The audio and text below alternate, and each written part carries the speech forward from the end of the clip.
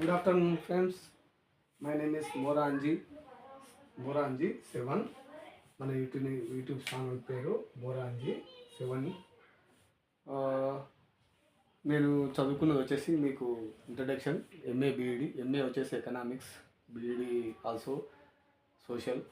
Subject వచ్చేసి మీకు YouTube study ఛానల్లో 10 మందికి సహకారం అందించాలని చాలామంది కాంపిటేటివ్ వారియర్స్ చదువుతారు, కానీ ఎలా చదవాలి, ఏం చదవాలని తెలియక చాలా ఇబ్బంది పడుతుంటారు. మన మోరాంజీ 7 యూట్యూబ్ ఛానల్లో మీకు దానికి సంబంధించిన ఓరియంటేషన్ క్లాసెస్ ప్లస్ సబ్జెక్టు మీకు ఫ్రీగా కంటెంట్ ఇస్తున్నాను.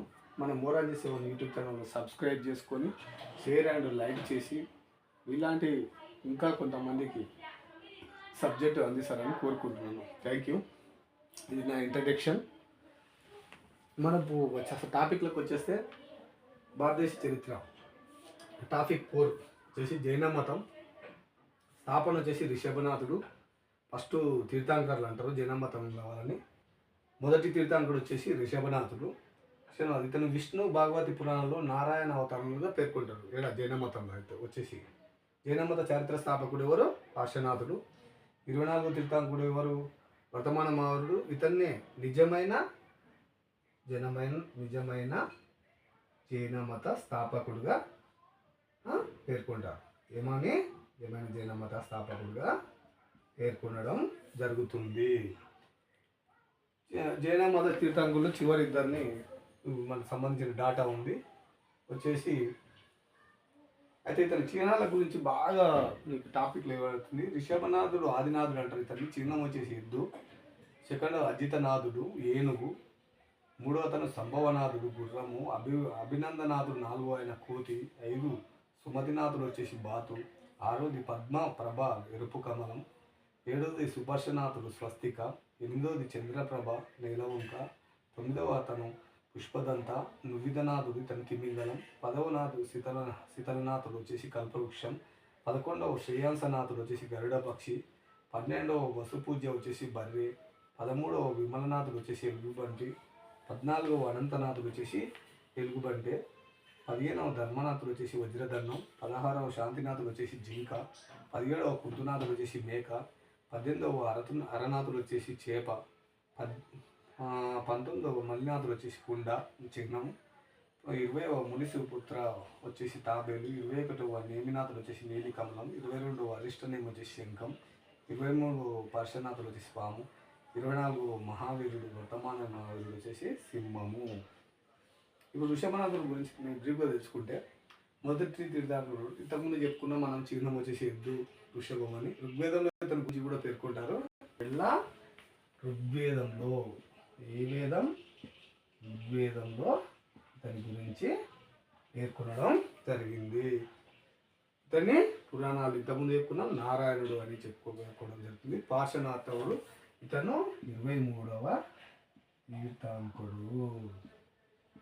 అయితే జైన మతంలో వీళ్ళని ఏమంటారు? తీర్థంకరులు. ఎంతమంది ఉంటారు? 24 మంది తీర్థంకరులు ఉంటారు. ఎంతమంది? 24 మంది తీర్థంకరులు ఉండడం జరుగుతుంది. 24 మంది తీర్థంకరులు ఉండడం జరిగింది. 23వ తీర్థంకరుల గురించి మనం ఇప్పుడు డిస్కస్ చేస్తున్నాం. ఇతని బిరుదు వచ్చేసి పార్శ్వనాథుడు. ఇతని బిరుదులు వచ్చేసి పురుషధనయ్య. ఇతని బోధన వచ్చేసి సత్యము, అహింస, అపరిగ్రహ ఆస్తేయం. అపరిగ్రహం అంటే ఇతరుల ఆస్తిని కలిగి ఉండకూడదు. ఆస్తేయం అంటే దొంగతనం చేయకూడదు. సత్యము, అహింస మీకు గెలిచి ఉండాలి. సత్యం అంటే సత్యంలో వర్గాలి, అహింస అంటే హింస చేయకూడదు. ఈ విధంగా వచ్చేసి ఈ బోధనలకు వర్తమాన మహావీరుడు ఏం చేశాడు? బ్రహ్మచర్యం. ఇది ఎవరు చేశారు? వర్తమాన మహావీరుడు చేర్చడం జరిగింది. నిగ్రంథుడు అంటే ప్రపంచ బంధాల నుంచి. నిగ్రంథుడు అంటే ఏంటి? ప్రాపంచిక బంధాల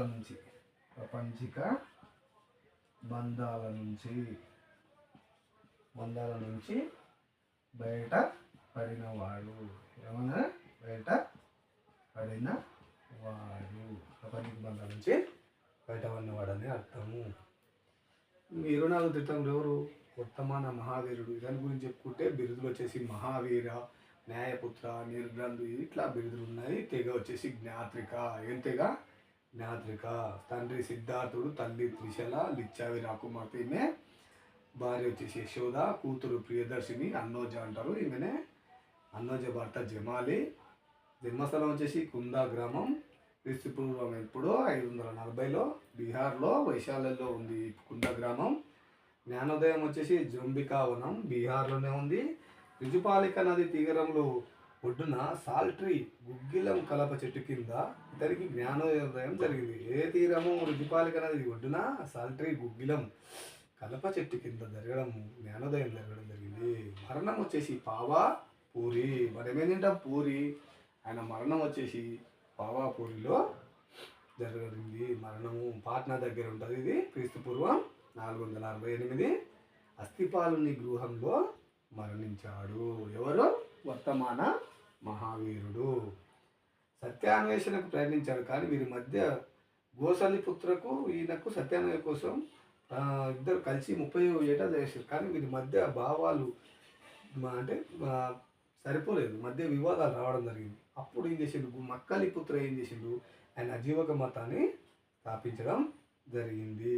వర్తమాన మహావీరునికి 12 సంవత్సరాల సత్యాన్వేషణ తర్వాత 42 ఏట 30 సంవత్సరాలకు బయలుదేరిండు. 30 సంవత్సరాలకు బయలుదేరిన అతను 12 సంవత్సరాల తర్వాత అంటే 42 సంవత్సరాలకు ఏమైంది? సత్యాన్వేషణ జరగడం జరిగింది. మహావీరుణ్ణి హరహంతు జీనుడు అని అన్నారు. జ్ఞానోదయమైన వెంబడి ఏమన్నారు?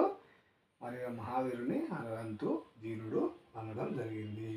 పురోహితుల ఆధిక్యాలను వేదాలను ఖండించాడు. కర్మకాండ సిద్ధాంతము రచించాడు. పురోహితులు ఏదైతే అంటారో వేదాలు ఆధిక్యతను తను ఖండించాడు.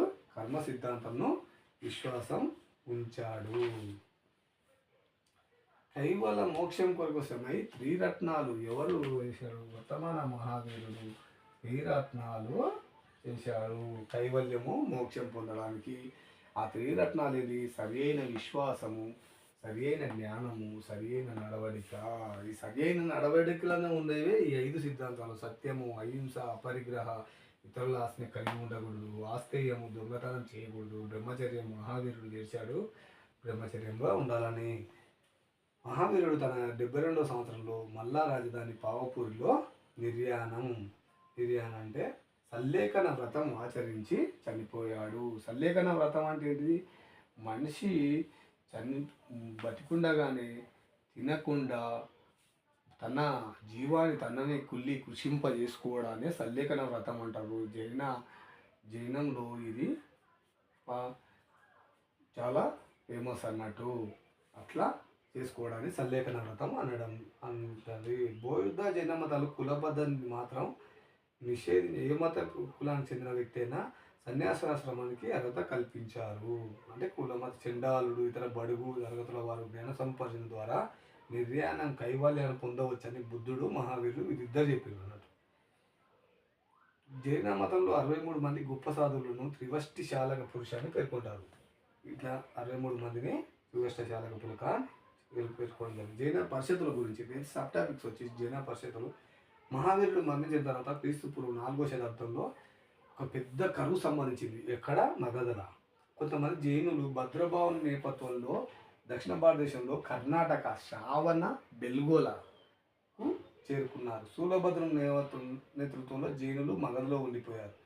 భద్రబాహు జైనులు మహావీరుని బోధనలను కఠినంగా పాటించేవారు. ఎవరైతే భద్రబాహు ఉన్నారో వీళ్ళు మహావీరుని బోధనలను కఠినంగా పాటించారు. స్థూలభద్ర జైనులు మహావీరుని బోధనలో కొన్ని మార్పులను ప్రవేశపెట్టారు. వీరు తెల్లని దుస్తులను ధరించి ప్రారంభించారు. తెల్లని దుస్తులను ధరించబడింది.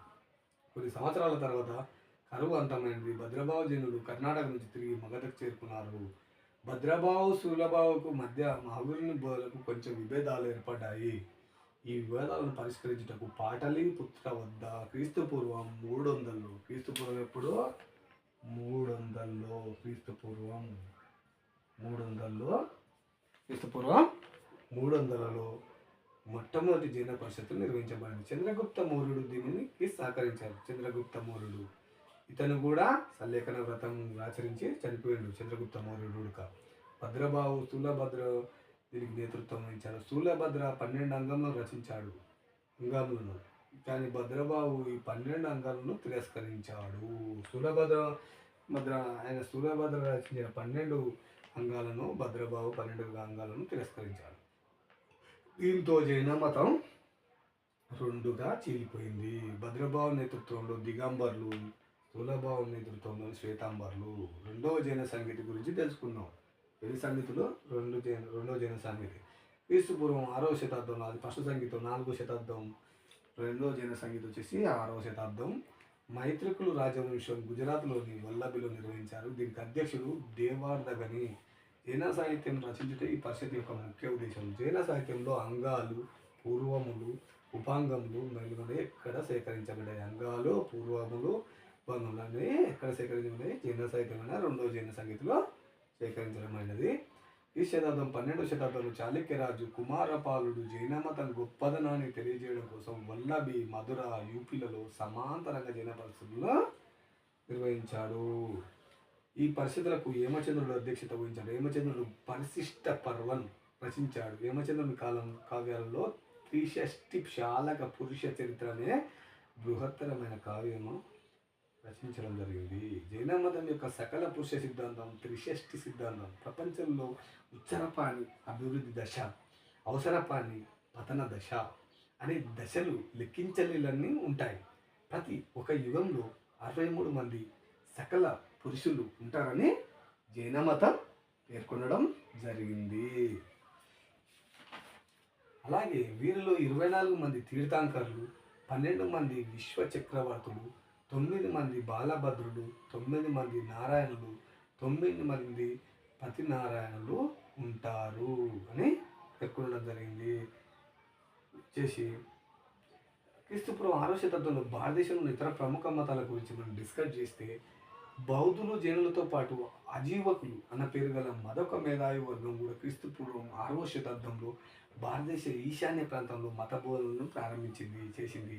దీని ప్రధాన ప్రచారకుడు మక్కలి, ఇంతకుముందు చెప్పుకున్నా కదా, మక్కలి గోసా మక్కలి పుత్ర ఇతని పేరు. ఇతను నిబంధనలు లేని జీవితాన్ని గడిపాడు. అంటే ఇతను తాగుబోతుగా, దిగంబరిగా సంచరించేవాడు. ఇతను ఒక రకమైన తీవ్రవాదాన్ని ప్రవచించినందున ఇతనికి జనాదరణ లభించలేదు. ఇతని సిద్ధాంతాన్ని ఉచ్ఛేదవాదం అని అన్నారు. బిందుసారుడు ఈ మతాన్ని ఆదరించాడు. అజీవక మతం నియతి, తలరాత, డెస్టినీ సిద్ధాంతాన్ని ప్రచారం చేస్తుంది. చార్వాక మతంను లోకాయతాన్ని స్థాపించాడు.